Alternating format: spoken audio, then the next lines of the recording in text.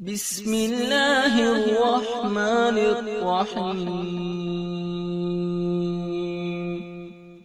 शुरू अल्लाह के नाम से जो बड़ा मेहरबान निहायत रहम वाला है।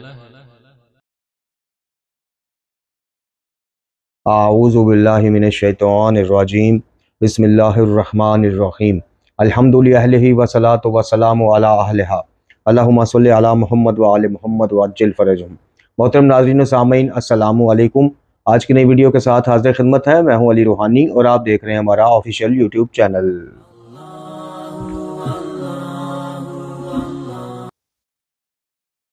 मोहतरम नाज़रीन व सामीन, बाद अशूरा सीरीज़ के नए दर्स के साथ हाजिर खिदमत है। आज के दर्स में हम आपको ये खिदमत में पेश करेंगे मुस्नद वाक़यात के जब ये काफ़िला बाज़ार कूफा से होता हुआ दरबार इब्ने ज़ियाद में पहुंचा तो वहाँ पे इस लईन, इस खबीस, इस मलऊन ने, इब्ने मरजाना इब्ने ज़ियाद ने सर मुबारक इमाम अली मुकाम हुसैन इब्ने अली अलैहिस्सलाम के साथ जो बेद भी की और वहाँ पे मौजूद एक सहाबी रसूल सल्लल्लाहु अलैहि वसल्लम का इसको टोकना और गिरिया करना और जनाब सईदा सानी जनाब ज़ैनब आलिया सलामुल्लाह अलैहा का इस खबीस इब्ने ज़ियाद के साथ मुकालमा और गुफ्तगू आपकी खिदमत में पेश करेंगे। लेकिन उससे पहले आपको हस्ब साबिक हम साथ साथ तहरीफ़ात के हवाले से भी बताते जा रहे हैं कि बहुत ज़्यादा इस तरह की कुतुब मार्केट में आपको मिलती हैं, ख़ासकर इन अयाम अज़ा में, या बहुत ज़्यादा तकरीर आप सुनते हैं कि जिसमें जनाब सईदा पाक सलामुल्लाह अलैहा के हवाले से इस तरह की गुफ्तगू दरबार यजीद या दरबार इब्ने ज़ियाद या कूफा के लोगों के साथ बयान की जाती हैं या तहरीर की जाती हैं कि जिनका सिरे से कोई वास्ता जो है वो मक्तल की मुस्तनद किताबों में नहीं मिलता जी। तो इस बाबत आपको इस ज़िमन सबसे पहले देखें, सीरत शनासी का फ़ायदा ये है, हमने अपनी पहली किताब अल्हम्दुलिल्लाह दावत फ़िक्र अमल में बाकायदा इस पर बाब बांधा है और सीरत शनासी के हवाले से भी दावत पेश की है। सीरत शनासी का फ़ायदा ये है कि आपको फ़ौरन से कोई वाक़या या कोई चीज़ जब बयान की जाए किसी भी मासूम का नाम लेकर, तो अगर आपने उनकी सीरत से आपकी आशनाई है, अगर आपने सीरत पढ़ी है और आपको पता है कि मासूमीन अलैहिस्सलाम की ज़िंदगियाँ ताबे कुरान हैं, ताबे शरीयत हैं जी, तो आप कभी भी किसी ज़ईफ़ रवायत को फ़ौरी कबूल नहीं कर लेंगे या मिनो अन कबूल नहीं कर लेंगे।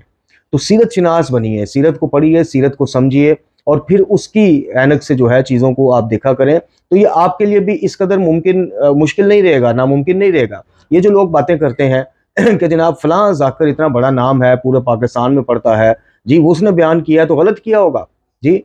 तो इसमें कोई अचंभे की बात नहीं है कि अगर कोई तालिब इल्म भी उठ के उसको टोक दे। यानी मिसाल के तौर पे अब कोई बंदा नमाज इस्तिगासा जो है, जिसके ऊपर हमने पूरी वीडियो की, अब उसको आइमा से साबित करते हैं, उसका सिलसिला सनाद जितना भी वो मुस्तनद हो कुरान के खिलाफ है, सीरत मासूम के खिलाफ है, तो कोई भी अपना एहतजाज रिकॉर्ड करवा सकता है या सवाल कर सकता है, सवाल उठा सकता है। लेकिन उसके लिए शर्त क्या है? शर्त यह है कि सीरत के साथ शनासाई हो, सीरत पढ़ी हुई हो, सीरत को समझा हुआ हो। तो चलते हैं जी, बाकायदा अपने दर्स का आगाज़ करते हैं। ये जो खुतबात आप पिछले 2 दिन से हम आपकी खिदमत में पेश कर रहे हैं, इसके बाद असीरान अहले बैत का यह लुटा हुआ काफिला दरबार इब्ने ज़ियाद मलऊन की तरफ रवाना हुआ। इधर इब्ने ज़ियाद ने दरबार में तमाम लोगों को हाजिरी का इज़्न आम दे रखा था, इसलिए आज दरबारियों और तमाशबीनों से इसका दरबार जो है खचाखच भरा हुआ था। सबसे पहले शोदा के सर दरबार में पहुंचाए गए। जनाब सैयदुल शुहदा का सर अक़दस एक तश्त में रखकर इब्ने मरजाना के सामने पेश किया गया। वो बदनहाद सर मुकद्दस की तरफ देखकर मुस्कुराने लगा और छड़ी से दंदाने मुबारक के साथ बेअदबी करने लगा। फिर इमाम के लबो दंदा के उसने जमाल के बारे में कुछ कलाम किया। बारवायते ये भी कहा कि अबू अब्दुल्ला तुम बहुत जल्द बूढ़े हो गए। इस वक्त ज़ैद बिन अरकम साहबी रसूल थे, ये मौजूद थे। इन्होंने इब्ने ज़ियाद की गुस्ताखी का यह अफसोसनाक मंजर देखकर कहा, ऐ इब्ने ज़ियाद, इन मुकद्दस ऊँटों से अपनी छड़ी उठा ले, क्योंकि मैंने बेशुमार मरतबा रसूलुल्लाह सल्लल्लाहु अलैहि वसल्लम को, आका जान को, इन होंठों का बोसा लेते देखा है। ओहो। इसके बाद जनाब ज़ैद बिन अरकम ने फूट फूट कर रोना शुरू कर दिया। इब्ने ज़ियाद ने आग बगूला होकर कहा कि खुदा तेरी आंखों को रुलाए, क्या तू अल्लाह की फतह पर रोता है? यानी ये मलऊन, ये खबीस, अब इसको क्या कहा जाए, ये अपनी यानी सैयदुल शुहदा को शहीद करना, दीगर शुहदा को शहीद करने को और असीरान बना लेना उनके अहले हरम को, इसको अल्लाह की फतह करार दे रहा था। और जनाब ज़ैद बिन अरकम रज़ी अल्लाह अन्हु जो सहाबी रसूल हैं, जब वो गिरिया कर रहे हैं और इसको समझा रहे हैं कि ए बदबख्त, ए बदनसब, तू इस छड़ी के साथ जिन दंदान को, रोंठों को छेड़ रहा है या गुस्ताखी कर रहा है, मैंने बेशुमार मरतबा जनाब खातमुल अंबिया को इन पर बोसा देते देखा है। वो आगे से कहता है कि जनाब तुझे अल्लाह रुलाए, तू अल्लाह की फतह पर जो है वो आगे से रो रहा है। अब यहाँ से आप इसी इब्ने ज़ियाद का और दीगर का आप देखें कि मसाइब करबला में सिर्फ शहादत नहीं है, शहादत तो खासा थी इन हस्तियों का, ये मसाइब हैं। असल रुलाने वाली या रोने वाली या दिल को चीरने जिगर को चीरने वाली ये चीज़ें हैं कि वो नवासा रसूल जो पुश्ते रसूल पर सवार, जो ज़बान रसूल सल्लल्लाहु अलैहि वसल्लम से नौजवाना ने जन्नत के सरदार का टिकट सर्टिफिकेट और सनद हासिल कर चुका हो, उनके साथ ये सलूक। खैर, अगर बुढ़ापे की वजह से तेरी अकल जायल ना हो गई होती तो मैं तेरी गर्दन उड़ा देता इस गुस्ताखी पर। ये इसने ज़ैद बिन अरकम साहबी रसूल को कहा। इसके बाद जनाब ज़ैद वहां से उठ कर चले गए। बाज़ रवायात के मुताबिक वो जाते वक्त लोगों से कह रहे थे, अयुहल नास, तुम आज के बाद गुलाम हो, तुमने फर्जंदे फातिमा को शहीद किया और इब्ने मरजाना को अमीर बनाया, जो बाखुदा तुम्हारे अच्छे लोगों को कत्ल करता है और बुरे लोगों को गुलाम बनाता है। हलाकत हो इसके लिए जो जिल्लत और रसवाई और नंगो आर पर रजामंद हो जाता है। इसके बाद जनाब सईदुल अंबिया और सईदुल ओसिया की बहु बेटियां और नवासियां बहालत कैदो बंद और पाबंद रसन जो है एक फासिक फाजिर शराबखोर और मलऊन और खबीसुल तबीयत इंसान के दरबार में लाई गई। मैंने कहा रोने के लिए ये असल मसाइब ये हैं। कोई भी दर्द दिल, कोई भी गैरतमंद जो है बंदा, वो जब नवासे और नवासियों के साथ ये सलूक देखेगा इस खबीस का या दूसरे खबीस का, जब दरबार शाम गए तो वो रोएगा, वो रसूलुल्लाह सल्लल्लाहु अलैहि वसल्लम को पुरसा ही देगा। अच्छा जी, दरबार को जनाब शाहाना ठाट बाट के साथ ज़ेबो राइश किया गया और कूफा के जैसे बताया कि तमाम लोग इज़्ने आम दे दिया कि सारे आए, ताकि अपनी तरफ से खबीस तमाशा लगाना चाह रहा था। खैर, जनाब ज़हरा की दुख्तर और हुसैन की बहन जनाब ज़ैनब कुबरा सलामुल्लाह अलैहा इस साल में इब्ने ज़ियाद के दरबार में पेश हुई कि बहुत ही पस्त और कम कीमत का लिबास ज़ेब तन किया हुआ था, जिसकी वजह से पहचानने में नहीं आ रही थी। फिर दारुल अमारा के कोना में कनीज़ों के झुरमट में बैठ गईं। भला खानदान नबूवत और इमामत की जलालत के आसार क्यों कर छुप सकते थे। इस बदनहाद ने फौरन दरियाफ्त किया कि ये गोशा दरबार में बैठने वाली खातून कौन है। बीबी ने कोई जवाब न दिया। मलऊन ने दोबारा यही सवाल किया। बिल आखिर जनाब बिनते ज़हरा की एक कनीज़ ने जवाब दिया कि रसूलुल्लाह सल्लल्लाहु अलैहि वसल्लम की नवासी और जनाब फातिमा ज़हरा की बेटी जनाब ज़ैनब आलिया सलामुल्लाह अलैहा हैं। ये बेशरम नशा फतह में बदमस्त हाकिम बजाय इसके कि खुजलो शर्मसार होता कि आज रसूलुल्लाह की नवासी साल में इसके दरबार में पेश है, उल्टा इसने खबासत नफ्स बल्कि अपने कुफ्र और लहाद का इस तरह मुजाहरा किया कि बीबी का मजीद दिल जलाने की खातिर कहा, नकल कुफर न बशद। अब ये इस खबीस के अल्फाज हैं। बहरहाल, इस खुदा की हम्द है जिसने तुम्हें रुसवा किया, तुम्हें कत्ल किया और तुम्हारे ढोंग को जाहिर किया। कीला कुरैश और अली ज़ादी ने जूरत हाशमिया के साथ फौरन हाकिम को जवाब दिया, सब तरीफें इस खुदा के लिए हैं जिसने हमें अपने रसूल के जरिए इज्जत और करामत बख्शी और हमें हर किस्म के गुनाहों से पाको पाकीज़ा करार दिया। हाँ, अलबत्ता जलील और रुसवा फासिक होता है और झूठ फाजिर बोलता है, और वो अल्हम्दुलिल्लाह हम नहीं बल्कि हमारा दुश्मन और हमारा गैर है। फिर इस खबीस और मलऊन इब्ने ज़ियाद ने तंजन कहा कि तुमने अपने खानदान के साथ खुदा का सलूक देख लिया।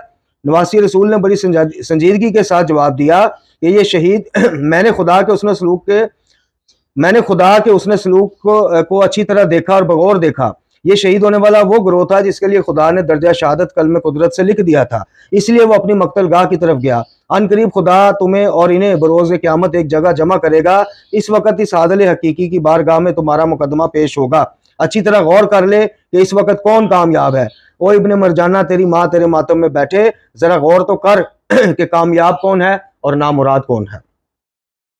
रावी कहता है कि बीबी का यह कलाम हकीकत सुनकर इब्ने ज़ियाद गुस्सा से आग बगोला और बीबी को कुछ गजन पहुंचाने के लिए का इरादा कर बैठा, मगर अमरू बिन हरीस ने यह कहकर इसके गुस्से को फरार किया कि ए अमीर, ये औरत है और औरत की किसी गुफ्तगू का मुआखजा नहीं किया जा सकता और ना इसके किसी खिताब पर इसकी मजम्मत की जा सकती है। फिर इब्ने ज़ियाद ने इस तरह अपने कुफ्र और लहाद का इजहार किया कि खुदा ने मेरे नफ्स को तेरे सरकश भाई और तेरे खानदान के दूसरे नाफरमान लोगों से शिफा दी। बीबी आलम को मलऊन का यह कलाम नाफरमान सुनकर, जो खुल्लम खुल्ला गुस्ताखी था, सख्त सदमा हुआ। इसलिए आप दीदा हो गई और रोकर फरमाया, मुझे अपनी जिंदगी की कसम, तूने मेरे बड़ों को कत्ल किया, मेरे अहलो याल को तबाह किया और हमारे अजीजों का जिंदगी से रिश्ता मुनक़ता किया और असल को जड़ से उखेड़ा। अगर इसी बात में तेरी शिफा है तो यकीनन तूने वाकई शिफा हासिल कर ली।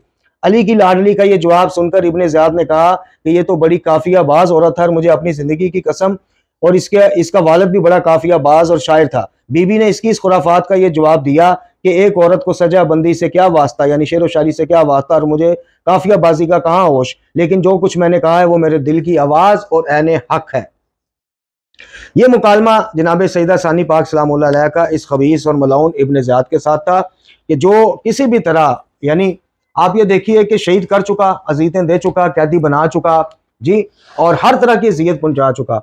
अब जब बिलमुशाफा असीरान अहले बैत को अपने सामने पाया तो इस खबीस ने सोचा कि जनाब मेरे हर किस्म की अज़ियत दे चुका हूँ, लेकिन मेरे ज़बान की, मेरे अल्फाज की अज़ियत से ये अभी तक जो है महरूम है। तो इस खबीस ने वहाँ पर इस तरह की गुस्ताखी भरे अल्फाज कहे जो आपने सुने, ये तो अभी कुछ भी नहीं।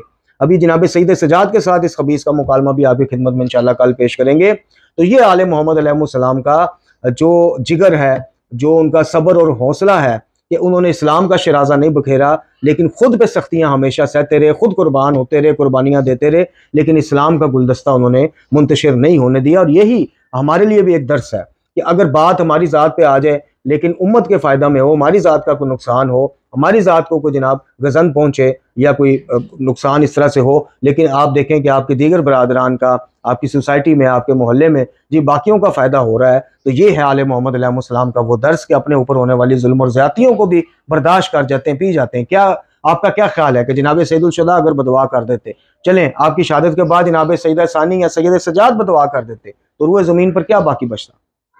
लेकिन ये आले मोहम्मद अलैहिस्सलाम का दर्स सब्र है, सब्र किया अल्लाह ताला के हवाले। और एक रिवायत भी है इमाम अली रज़ा अलैहिस्सलाम से, और एक जगह इमाम सादिक अलैहिस्सलाम से, कि हम आले मोहम्मद अपने दुश्मन से खुद इंतकाम नहीं लेते, हम हवाला खुदा कर देते हैं, खुदा जाने हमारा दुश्मन जाने। और फिर आपने इस खबीस का भी और दीगर खबीसों का भी हाल देखा कि अमीर मुख्तार की शक्ल में जो सबसे पहला अज़ाब, सबसे पहला इसलिए कह रहा हूँ कि कुछ रिवायात के मुताबिक इमाम ज़मान का जब ज़हूर होगा तब भी इनसे इंतकाम लिया जाएगा, और उखरवी ज़िंदगी आखिरत में जब यौम हशर कायम होगा तो फिर तो खैर वो तो नज़ारा ही कुछ और होगा कि जब इन खबीसों को पेश किया जाएगा। अल्लाह रब्बुल इज़्ज़त से दुआ है कि हमें आले मोहम्मद अलैहिस्सलाम के मसाइब पर गिरिया करने के साथ साथ उनकी सीरत मुबारक के ये रोशन पहलू सीखने की भी तौफीक अता फरमाए, जिससे हम अपनी ज़िंदगियों को भी रोशन कर सकें। वाखिर दुआना अनिल हम्दुलिल्लाहि रब्बिल आलमीन।